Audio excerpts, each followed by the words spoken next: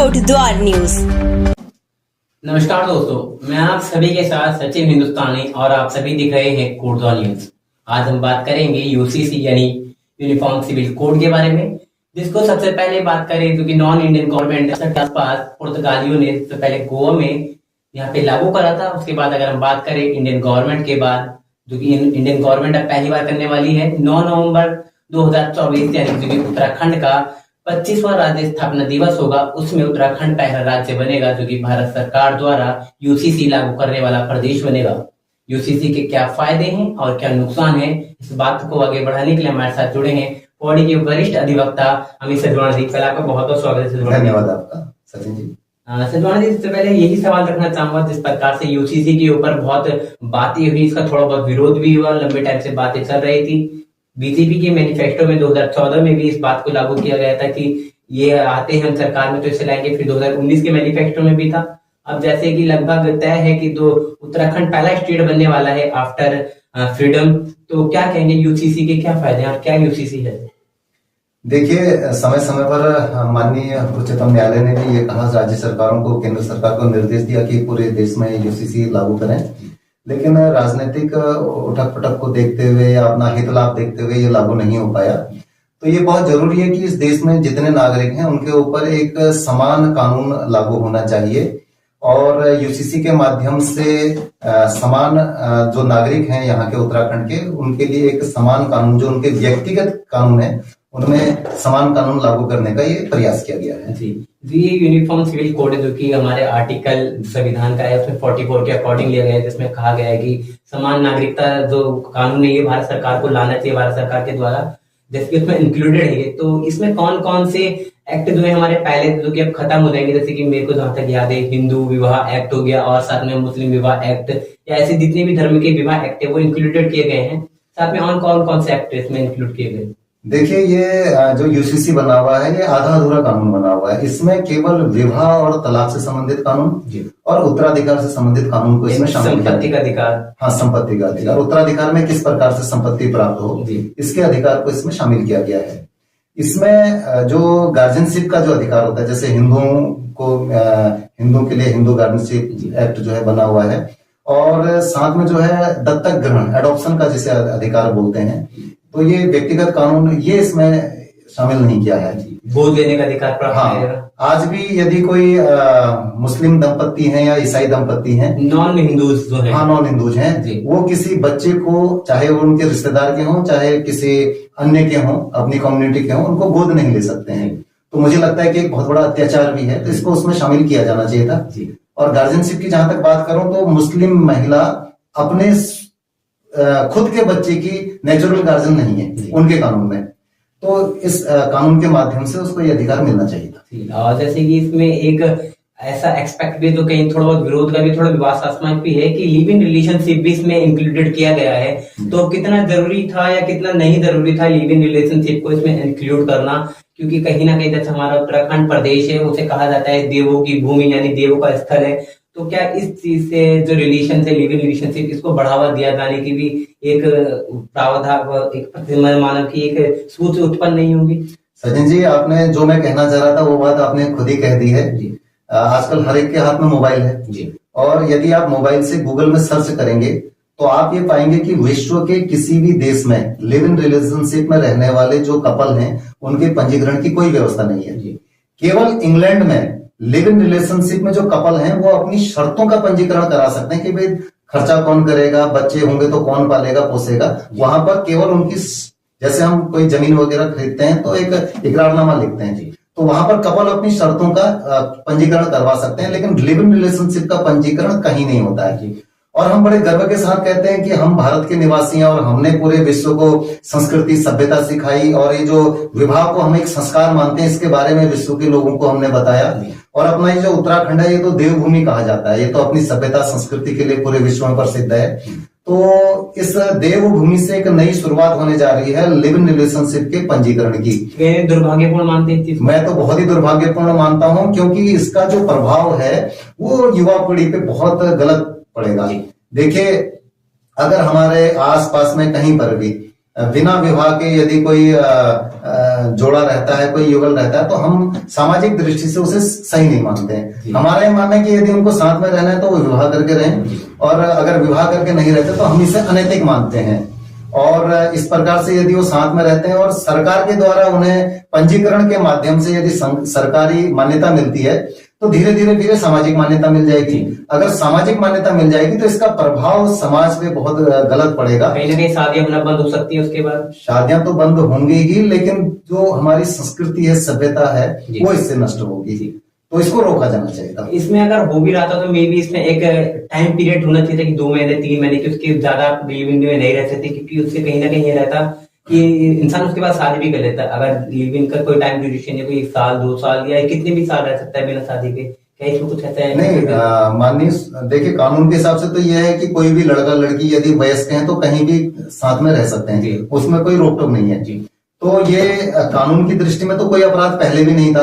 समाज की दृष्टि में ये अपराध था। बहुत से अपराध ऐसे होते हैं जो सामाजिक दृष्टि से अपराध होते हैं, कि यदि कोई बिना विवाह के लड़का लड़की रह रहे हैं तो वो सामाजिक दृष्टि से नैतिकता के रूप में हम उसको नैतिक नहीं मानते। हमारी जो संस्कृति है, जो हमारी भारतीय संस्कृति है, वो उसको अनैतिक मानती है। तो जो सरकार के जो लोग हैं उनका ये कहना है कि हमने जो है ये लिव इन रिलेशनशिप की व्यवस्था इसलिए बनाई कि आजकल लड़के लड़कियां बहुत सी जगह, यहाँ पर जैसे देहरादून, श्रीनगर, इन जगह पे जो है साथ में रह रहे हैं।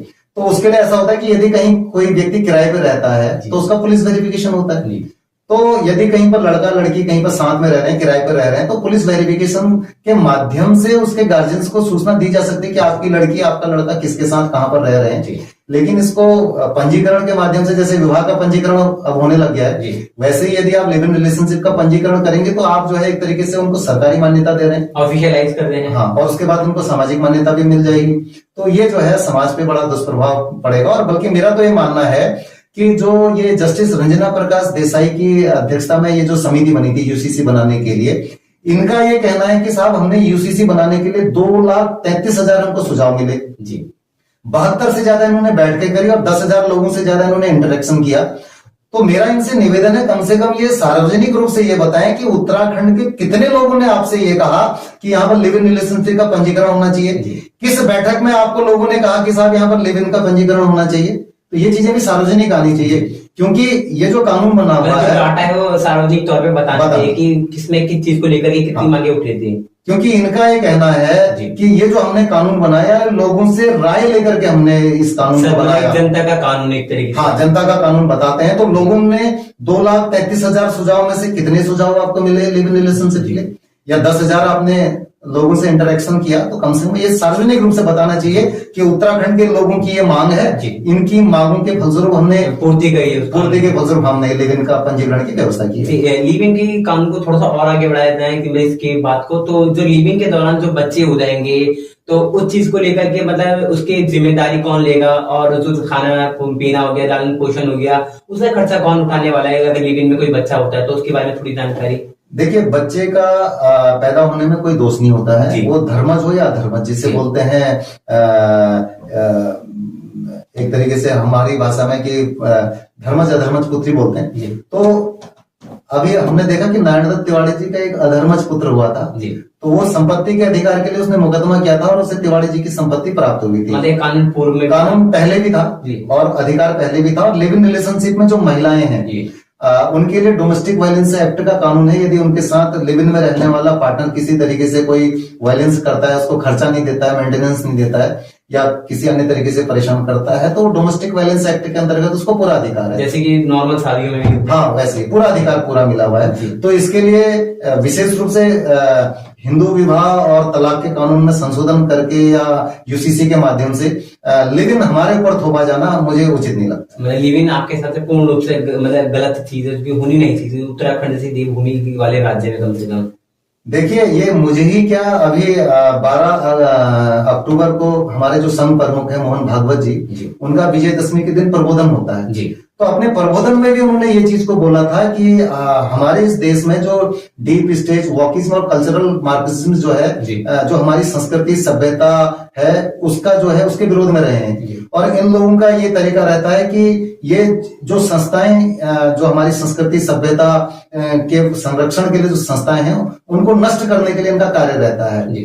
तो मुझे लगता है कि ये जो यूसीसी के लिए बनाई गई कमेटी है, इसने भी इसी ओर कार्य किया है, एक तरीके से संस्थाओं पे कब्जा करके हमारी प्रदेश की संस्कृति सभ्यता को नष्ट करने का एक प्रयास किया गया। यूसीसी की अगर थोड़ा हम और आगे बढ़े तो आपको क्या लगता है कौन कौन से एक्ट इसमें इंक्लूड किए जाने चाहिए थे जो मतलब बहुत जरूरी हैं, और क्या क्या आपको लगता है कि इसमें कमियां भी आपको दिख रही है अभी?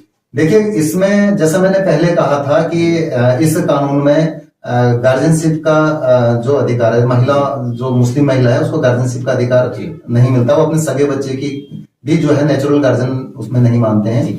और कम से कम आज के समय में जैसे पढ़े लिखे जो मुस्लिम हैं, यदि उनके बच्चे नहीं हो रहे हैं, गोद लेना चाहते हैं, तो ये उनको अधिकार देना चाहिए था। कानून बनाने वालों ने शायद ये सोचा हो कि उनके यहाँ असल में होता क्या है कि वो आपसी जो रिश्तेदारी होती है उसमें विवाह वगैरह कर लेते हैं, तो ऐसा ना हो कि किसी लड़की को गोद ले लिया और भविष्य में जो है उसके साथ ही विवाह कर लें, ये कर लें, ये सोचते हुए शायद ना बनाया हो। लेकिन अनाथ बच्चे को मुस्लिम और ईसाई गोद ले सकते हैं। जो अनाथ बच्चे के लिए गोद लेने की व्यवस्था है, कारा के माध्यम से उसमें बच्चे को गोद लेते हैं, वो किशोर न्याय अधिनियम के अंतर्गत व्यवस्था है, तो वहां पर वो बच्चे को गोद लेते हैं, तो वहां पर सबके लिए है वो अनाथ बच्चा कहीं पर मिल जाता है तो कोई भी गोद लेता है, कोई भी गोद लेता है, कोई किसी भी धर्म का हो।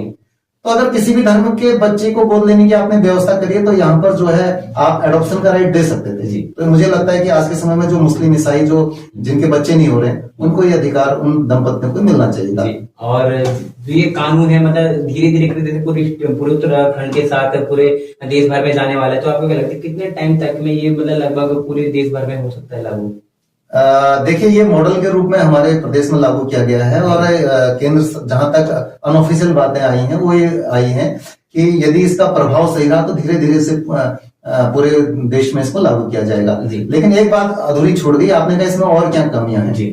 देखिए, उत्तराधिकार के कानून में जो बनाया गया है उसमें मुझे कमी नजर आती है।